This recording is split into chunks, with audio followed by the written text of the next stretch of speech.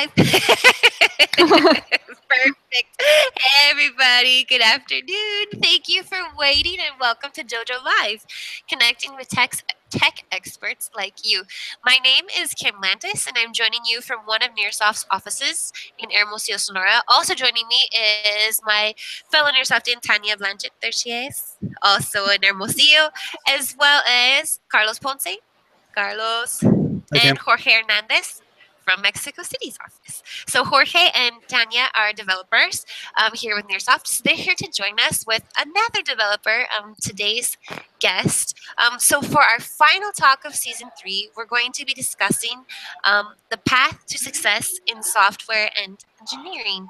So here to tell us about her own very successful path is Raquel Vélez. Hi, Raquel. Hi, everyone.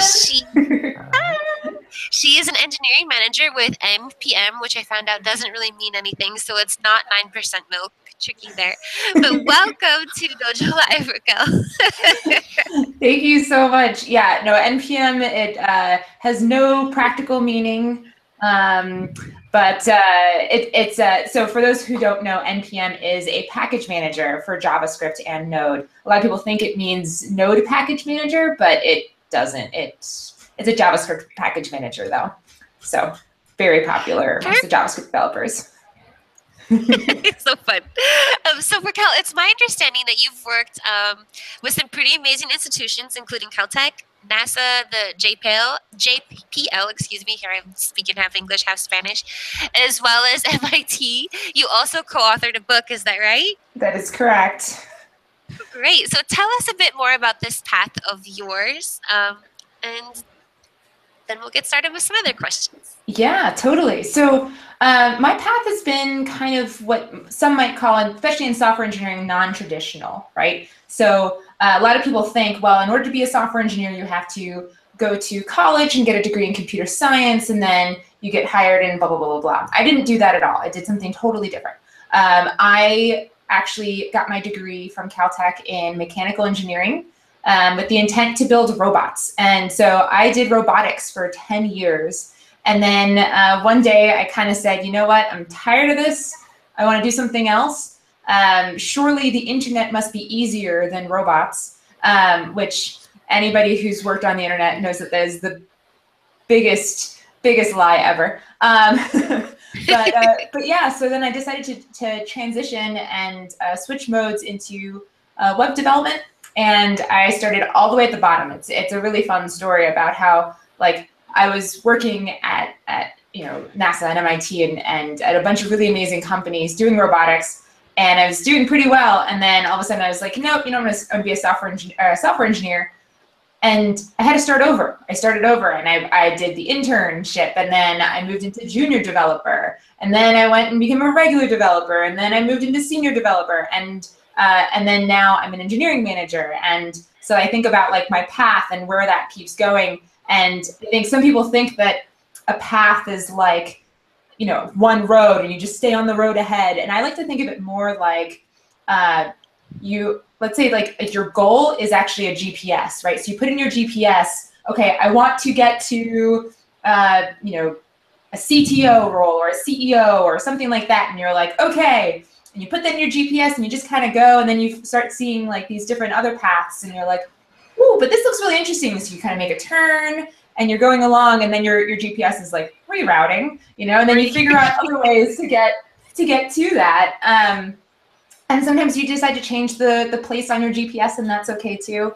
And yeah, so I feel like I've kind of grown in multiple industries at this point. And that's why I say success is not really a destination, because you don't actually know where I still ask myself, what am I going to be when I grow up? And I don't always have that answer, No, I'm like, am I grown up already? Yeah, I totally understand. That's really, really fun. So you already kind of tapped into my next question, which was, in our promo, we had that question of what does success look like in software engineering, and is it even a destination? So you kind of, I think, already touched on that a bit with your GPS analogy, which I like. Yeah. But why don't you, I guess I think when I was listening to you, my question brought up from your personal story of, you know, doing the robotics and then coming backwards and starting out as an intern. So I think from a perspective of many people, that's like 1,000 steps backwards, perhaps. But how did you feel as an intern? Like, was that success to you, and why? Yeah, that's a fantastic question. So I have to be totally honest. When I try to get my first job as a software engineer, I remember going into the office and saying, "Hi, I'd like to work at your company. What do I need to do?" And they were like, "Well, you need to learn Node," which at the time, this was 2012, and like nobody knew what Node.js was at all. It was just this brand new thing. And so I was like, "Okay, fine, I'll go learn that." And then they're like, "Well, you did a great job. You can be an intern. We'll pay you $500 a week." And I was like, "I'm sorry, hold up.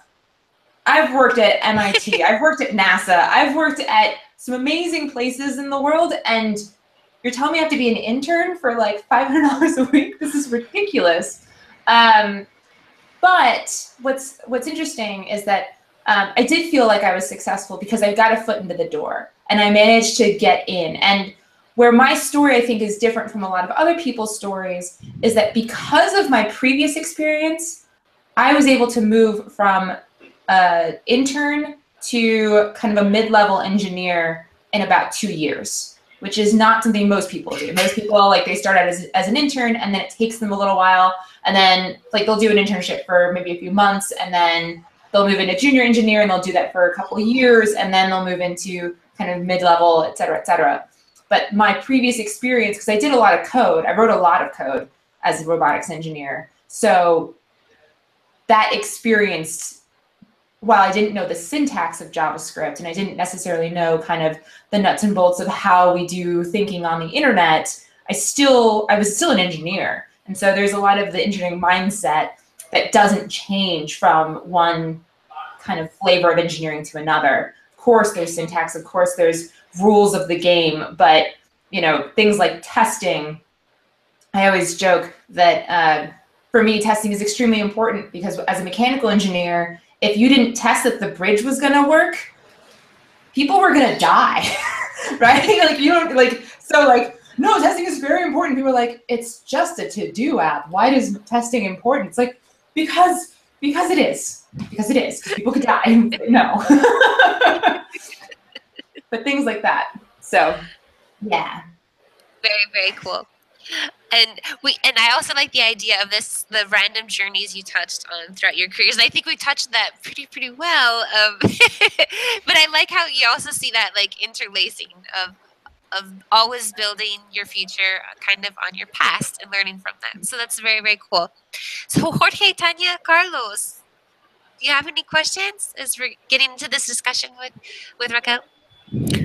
Well, I'm sure that most likely Jorge and Tanya have like burning questions, like they're the engineers, the experts. Right? Yeah, but So, we're not talking about engineering right now. You can have a question about her path of success, maybe. Oh, of course, of course, and I do have my share, but I'll just, I'll just save it for a later time because I got to keep an eye on Twitter and other stuff that we usually use in these conversations. So right now is Jorge. Let's start with you, Tanya. I see you were like very interested in robotics, and why did you change your mind, and why the internet? Like, why not something else? That's a great question. So I was really into robotics. I did it for 10 years, and really, like, what happened was I got a little bit tired of doing it. And what happened was it became really evident that in order for me to move up in robotics, I had to go get a PhD. And that was just something I wasn't really willing to do. I started a master's program in robotics, and I ultimately dropped out because I was just like, you know what? I don't really love this. This isn't really something that speaks to me. So I thought, well, I'll just keep doing robotics for a little while. Maybe I'll, find some passion in there. But then I realized I had to do a PhD, and I was like, forget it. This is not something that I want to do. And then I had this dream. This is going to be silly, but I had a dream of the future of the internet, where you basically walk into a room and then you say, it's so funny because this happened in 2011. I had this dream, and I was like, okay, I want to be able to walk into a room and say like, I want to go shopping, and then have a virtual environment in front of me where I could kind of pick up things and put them down and have like, and be able to talk to the computer and say, hey, I want to buy this and I want to buy that. And I was like, I want to be part of this future. I want to be part of this. And I knew that the internet was really what was going to make that happen. What's hilarious is now that I think about it, because I haven't thought about this stream in ages at this point, but we now have Amazon Alexa, where you're like, Alexa, buy me some toilet paper, you know, and then like suddenly there's like toilet paper coming up. And then you have the ability to kind of go into these virtual worlds with, virtual reality cameras and stuff. And like, so all of these things, on some level, I had nothing to do with any of them, but it has actually, yeah, they came true. And I think one of the things that I really love about my job right now is that I'm actively part of helping other engineers build that cool software. And whether it's managing the people who report to me and helping them become better engineers so that they can build the tools that other people use, or just the fact that NPM is basically a big tool warehouse for other engineers to develop and build cool stuff and software. I mean, that's just, it's pretty great. It's pretty neat. So I like to think I'm still building a better internet.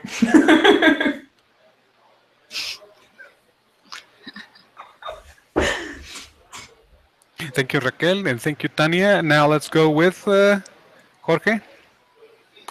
I guess my most important question, the burning question I have is, how have you found it to be different from mechanical engineering? Because just before the talk, we were talking about how there are so few women here in that come through computer science. Because at the school I went to, the science faculty where I studied, they actually shared it with math and vectorial science and biology and physics. And we were the only ones that didn't have any women studying with us. So, I mean, you went through mechanical engineering, and engineering also has sort of that issue, but I think they have it a little bit less than us in computer science. So how has that impacted your path to success, and how do we get more women to have that path of success, that success that you've had? Yeah, that's a hard question. It's really, really hard. And I think, so coming in through mechanical engineering has enabled me to just not know. So like just the not knowing of how things are like in the computer science world. You kind of just like, it's like walking into, like you drive into a new city and you're like, you know nothing about the city, but you're hungry, so you walk into the restaurant, and then you walk into the restaurant and everyone looks at you like, who are you? You know, and you're like, look, I'm hungry, who cares? And so that's kind of how I approached the software industry, or the web development industry. I just kind of walked in and was like, oh, there aren't very many people who look like me here. Whatever, I want to build a better internet, so let's get cracking. And so I think there's a huge part of that was me just not really paying attention to start, because I think a lot of people who look at the industry before starting, they see that it's very different, and they're like, you know what, I don't want to do that. I don't want to touch this. I don't want to be part of it. Especially when you see like some of the more toxic things on the internet, you're like, I don't really want to do that. Why would I walk into a boiling pit of lava? I'm not gonna do it, right? Like you're just like not gonna do it. But I didn't even know. I didn't know what lava was. I was like, I got some shoes on. We're cool. Let's do this. But I think also I've always been extremely ambitious, and I've always known kind of where I wanted to go, and I'm used to being the first one. I'm used to being the first one to walk into a room and be the only Latina, for example. I know what that's like, and I've done it over and over and over again, and I will continue to do it because I'm used to it. But I know that there are other people who don't feel that comfortable to do it. And so what I often kind of joke is that I'll walk in the front door so I can let people in the back door. And like, So what that means is I know that some people aren't necessarily going to feel comfortable just walking into that restaurant, not knowing what's happening.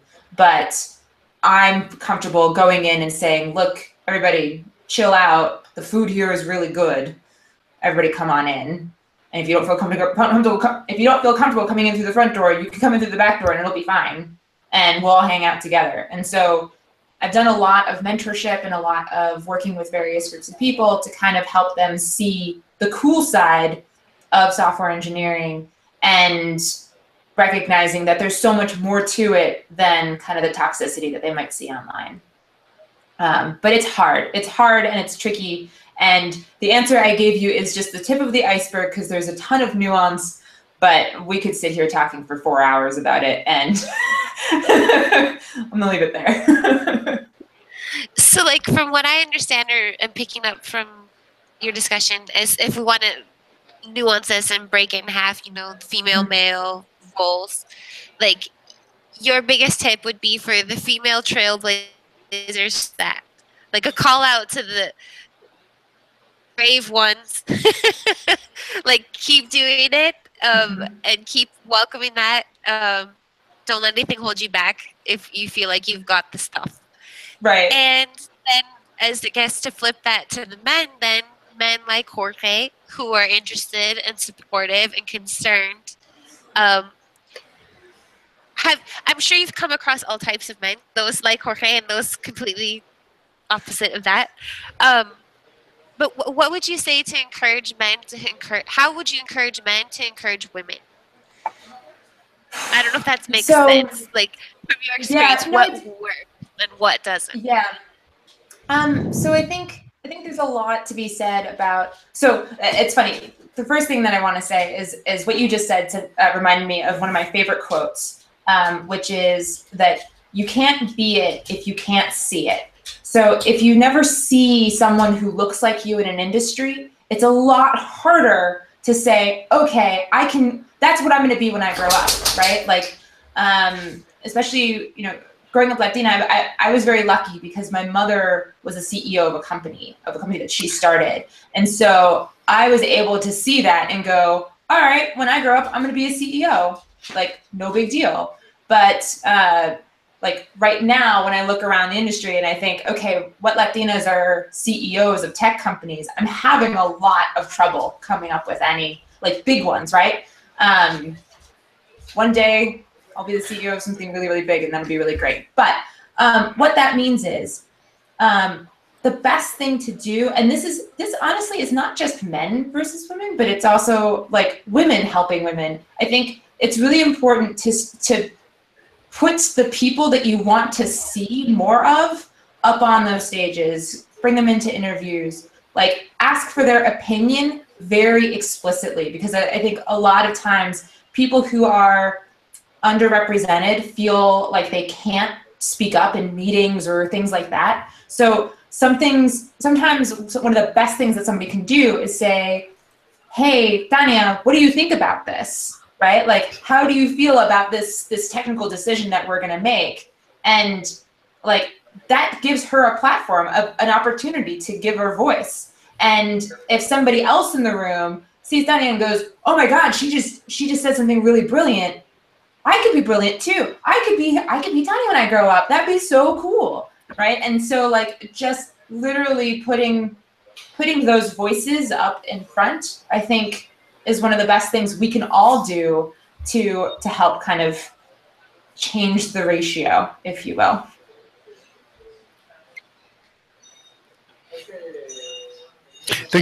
Thank you, Raquel. Thank you, Kim, as ever. I'd like to step in real quick. Just for a quick reminder for the audience, if you're watching now or will be watching at a later time, and if you have any questions for Raquel, for DojoLIVE, it's right here on Twitter at DojoLIVE. You know how to do it, right? So it's very simple. You can tweet away your question, and we'll get back to Raquel on that, and she'll be able to respond either now, right here on Twitter, social media, or maybe at a later time, and the information is going to be right there on the website, on DojoLIVE's website. You can check it out later on. With that being said, okay, Tanya, do you have any more questions for Raquel right now? Yeah.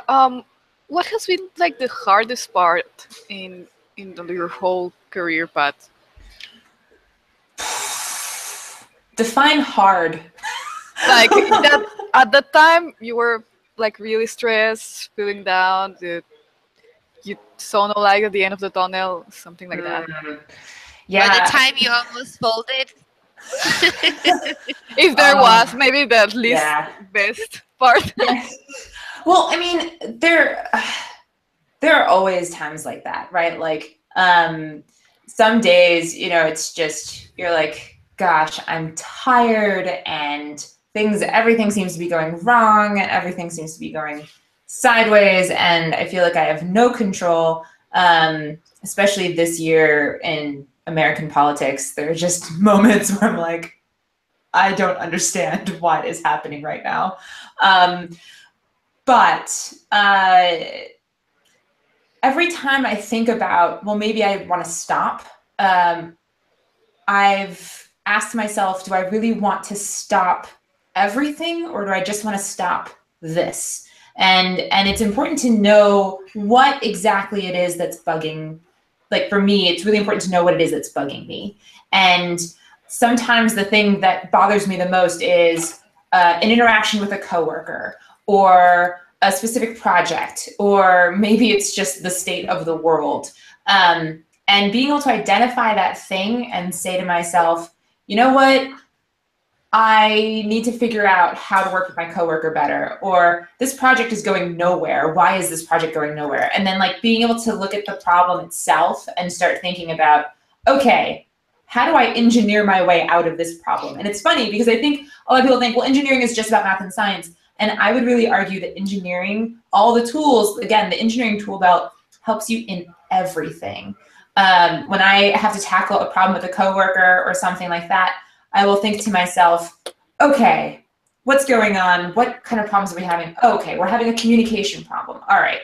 So let's break this down into tiny problems, right? Like that's engineering. Engineering is, I have a big problem, let's break it down into tiny problems, and then let's take each single one of them and figure out what the priority of these problems are and address each one by one and blah, blah, blah. And then you're gonna like, okay, I know what to do now. And so like even just last week, 2 weeks ago, I went to bed and I was like, I don't know if I can keep doing this. And then the next morning I woke up and I was like, oh, I know what to do. I know what to do. And then I like attacked the day with that knowledge. Sometimes the most important thing is to take a vacation, take a break, watch a fun movie, something like that. And, have a conversation with friends for fun. And then like the back of your brain will come up with the answer of what needs to be done. And it's just like any other engineering problem. I see a lot of the obstacles that come in my way as, okay, how do I fix this? And sometimes it means changing jobs. In the case of robotics, it meant changing careers. And that's okay. That's okay. No, it actually reminds me, down in our refrigerator in our kitchen here at Nearsoft, there's a magnet, and it has a quote. I believe it's Henry Ford, and it's something to the idea of whether you think you can or whether you think you can't, you're right. And I and I think that really goes together with, I think, the part of the secret to the path of your success is just this go get 'em, can do attitude. And that's really, really cool. And that applies to anyone, male or female, right? Oh yeah, that applies to any being, human or not. Yeah. Raquel, I have something for you, and this kind of ties into what Jorge was saying about the well, at least here in Latin America, it's unfortunate that we don't have enough women in technology nowadays. And then it takes me back to several occasions, several interviews that we've had here in DojoLIVE, in which we have been lucky enough to interview great women leaders in technology who might be either engineers or business owners. And in one of these conversations that we had actually it was last year, Kim, with Hannah Crimpy. Remember that? the lady from Azerbaijan or something. Well, anyway, Uh-huh. the thing here is that the reason why I bring it up is because one of the things that was mentioned in that conversation was that when it comes to well, she said that women are detail oriented. They have an analytical mind, and they women are more easily and quickly assess and achieve solutions to the most difficult problems, right? And they, prioritizing and executing and etc. Do you think this is true to any extent or to every extent? And does this help in the path to success in software engineering? I mean, these I think, traits are this is. Do you think she's accurate, or do you agree with this statement that she mentioned? well, so I get really nervous about saying anything about, women versus men, or like women have these traits and men have those traits, because it gets a little bit too fuzzy. I grew up too much with my abuela constantly telling me, like, no, you're a woman, you should be cleaning and making dinner, and your husband should be sitting on the couch. And I'm like, no, he cooks. So Okay. anyway, Yeah. so that said, I do think that to be successful in engineering, you need to be analytical. And I do think in engineering, you need to be able to look at a problem from both high above the problem and into the details of the problem. And I think the most important thing here is that is sometimes girls are taught that engineering is not good for them because that's a thing that boys do or whatever.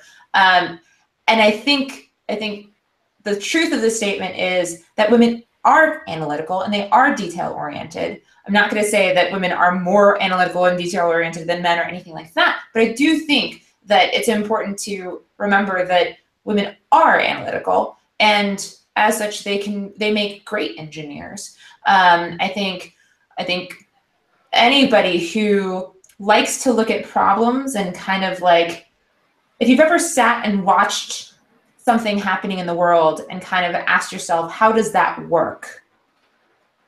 You're ready to be an engineer.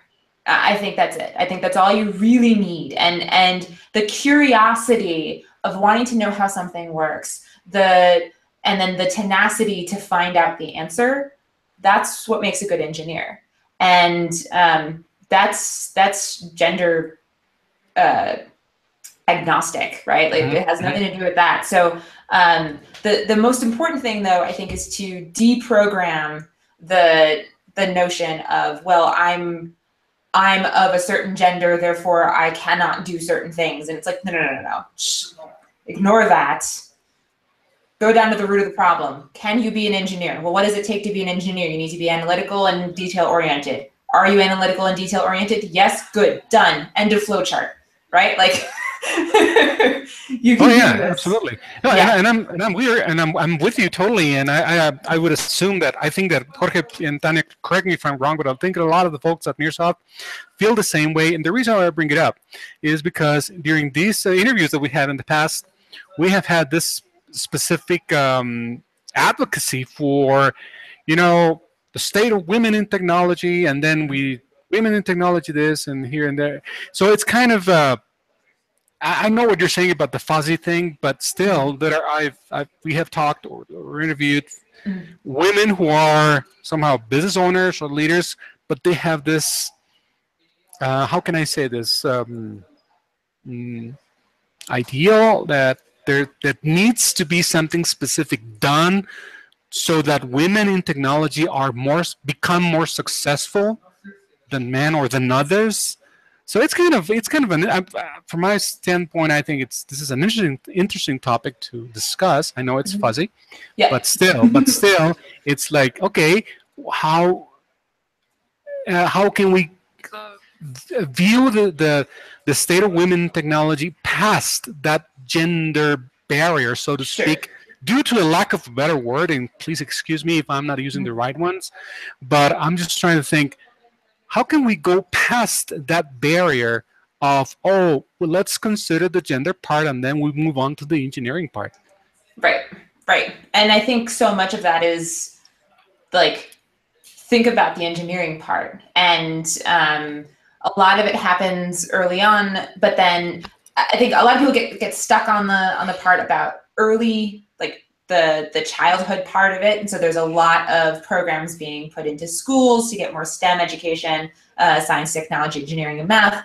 And there's a lot of programs to kind of help kids in middle school and high school, try to get them into college. And then once they're in college, they try to do more and more and more. But then there's also a huge piece that I think people don't talk about quite as much, which is not only getting people into the pipeline, that's what people mean when they say getting into the pipeline, right? Like making sure that there are women coming into the jobs, but making sure that they stay in those jobs. So many times, many of my friends have left industries because they just didn't feel welcome. They didn't feel like their voices were being heard. They didn't feel like they were being supported. And so they don't know how to be successful if they're not being supported. They have to do it all by themselves. That is very difficult. And so there's a lot of, I think a big piece of the conversation not only has to be, well, how do we get more girls and women into engineering, but also how do we keep them in engineering? And that one is also really hard, because I think I've seen a lot of companies talk about how they really want to solve this, but in a lot of ways it feels more like a marketing ploy. And what really needs to be done is dedicated resources to say, no, we actually do care about this. And so that means that we're going to review salaries and make sure that women are being paid the same amount as men for the exact same work. We're going to ensure that women and men can both go on parental leave. We want to make sure that people can have a proper balance between work and life in a way that says, okay, I'm working 40 hours a week or 50 hours, or whatever, but when I'm done for the day, I'm done for the day, and that's okay. And so like there's such a long list of things that can be done, and it seems silly to me because they're so simple. They're such tiny things, but a lot of companies just don't want to do it, and I don't understand why, which is, I think, really unfortunate. Okay, thank you so much, Raquel. And that was really interesting. So let me get back to Tania, Jorge, Kim. So I have one question. You studied mechanical engineering, which is like, as you said, we don't calculate things correctly. This bridge falls, people die.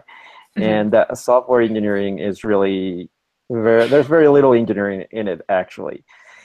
It's very, very fuzzy. We're just a very, very young applied science, so we don't have all the tooling, all the knowledge, all the know-how that all the other engineers have.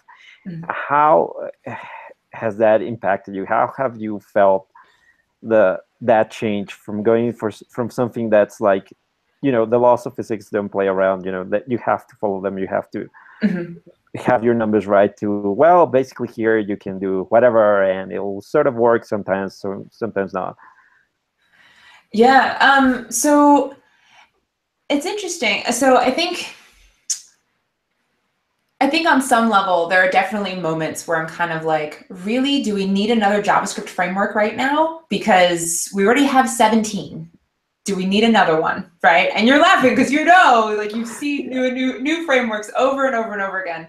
And whereas in like mechanical engineering, there's kind of like this is how you do this.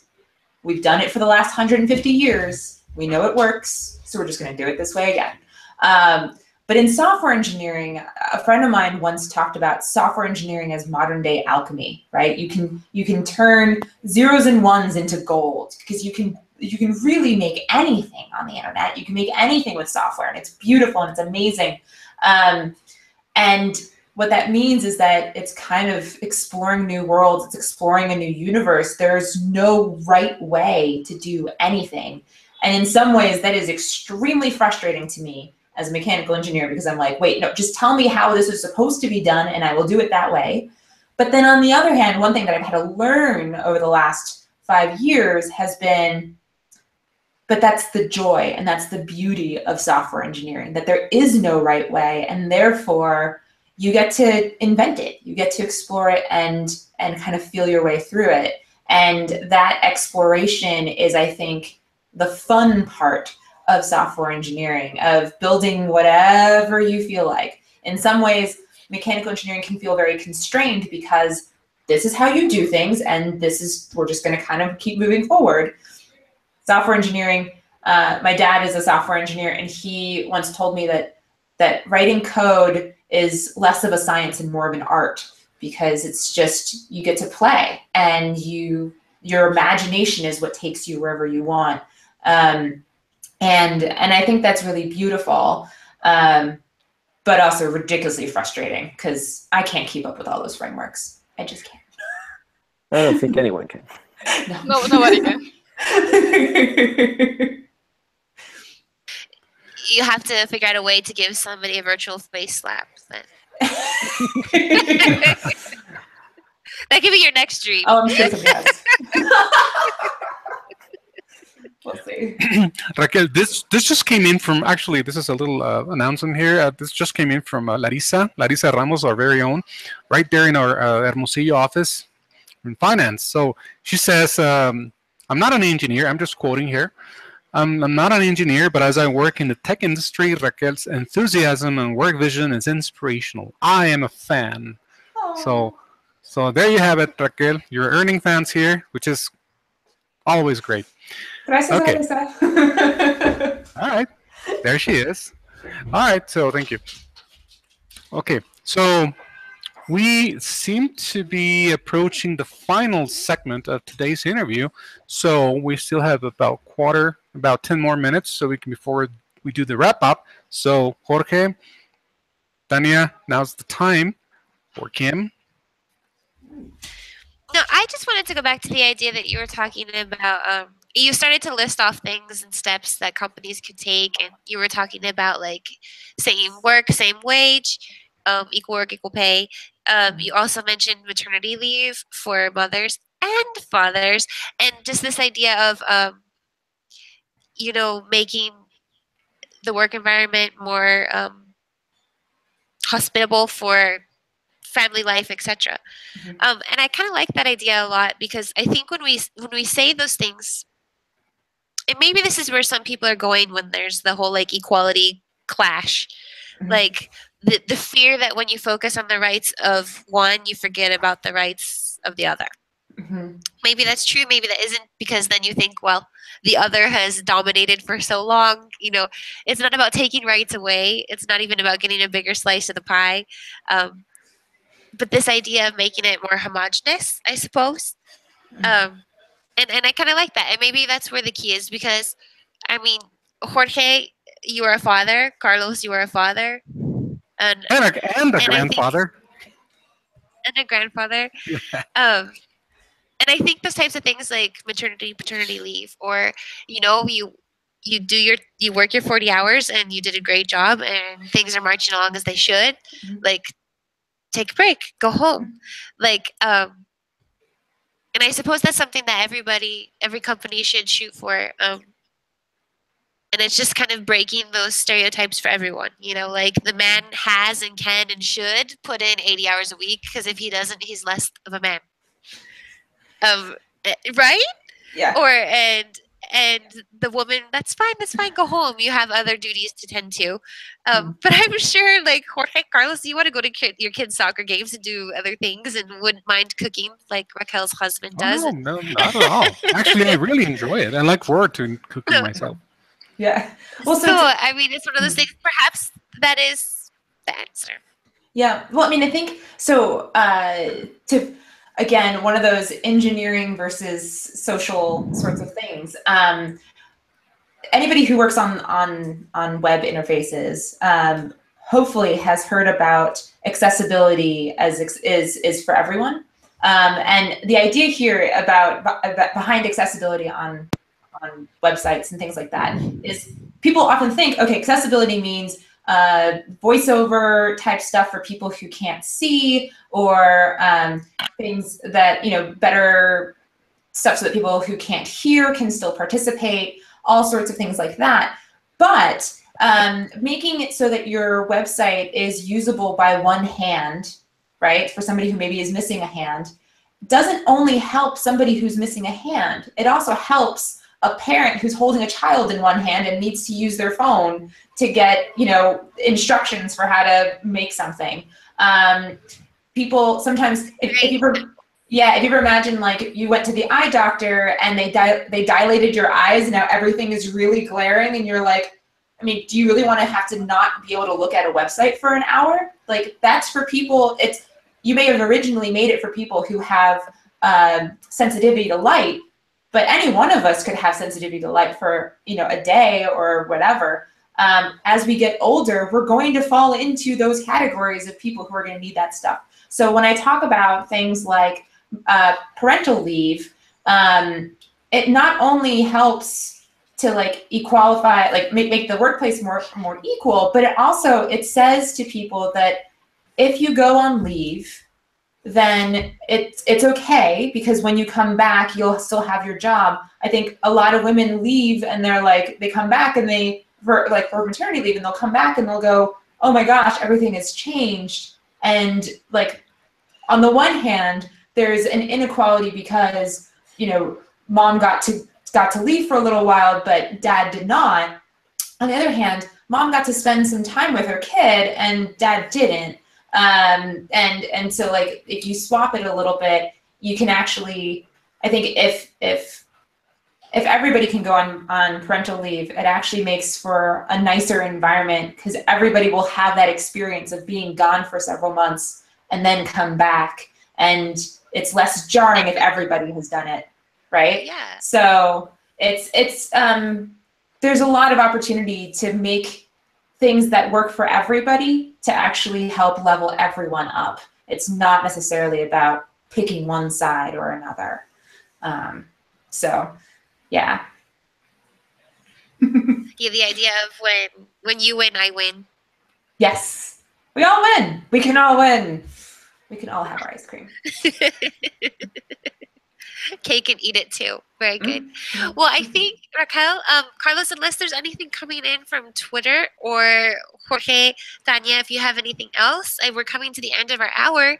I didn't know, Raquel, do you have any final words of wisdom for us?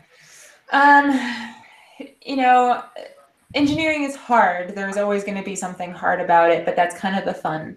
And so tackling hard problems is what makes us engineers in the first place. So keep tackling those really interesting problems.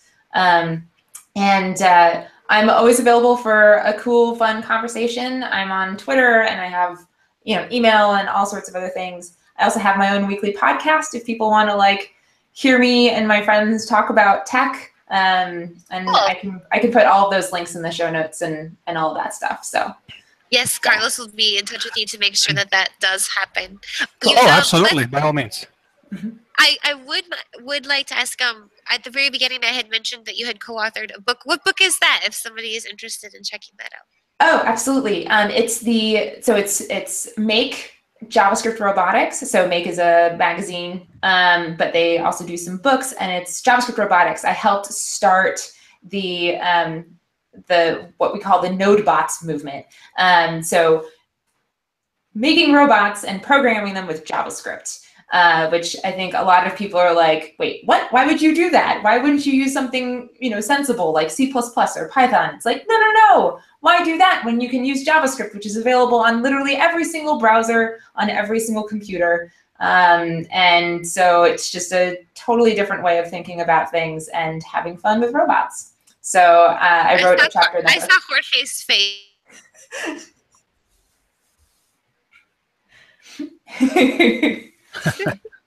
What was that, Jorge? I could see the interest like move across. Very good. Very good. Cool. All right. Well, Raquel, thank you so much for joining us today. I really love your can-do attitude. I think it's contagious for anyone out there. And just to be able to define success your way. And that's That's very, very important. For those of you watching today, thank you for joining us. We will include how to reach out to Raquel as well as DojoLIVE. And just a heads up, we will be taking a break for the month of October. Is that right, Carlos? That is absolutely correct. We're going to be pausing season 3, and we're going to be relaunching season 4 with a totally new look in the first week of October. So, folks, please be on the lookout, and we'll keep you posted on that. In the meantime, you can watch past episodes. There's some really great ones up there. Yeah, you can watch and read, because there's going to be a lot of reading material in there pretty soon. That's what we're working on. So, including, of course, Raquel's interview with a lot of quotes and fun stuff. And Raquel, as Kim said, you and I are going to be in touch, because there's a lot to be told to the world about you, about what you do, about your podcast, and pretty much everything that has to do with your professional career path, which is going to be available right there on our website and DojoLIVE's website. All the info is going to be right there under the past episodes menu. So check it out, be on the lookout, and let me know, Raquel, if I should throw in anything else in there that's not there yet. So anyway, on behalf of myself, thank you. Thank you. It Thank was you so really, much for really having me. nice. It's fun. Absolutely. No, thank you. Thank you. So Kim, you want to do the final wrap up? Well, thank you. And we're wrapping up season 3. We'll see you in October. Thank you, everyone. Yes. Have a great day. Thank you, Tania. Thank you, Jorge. Bye.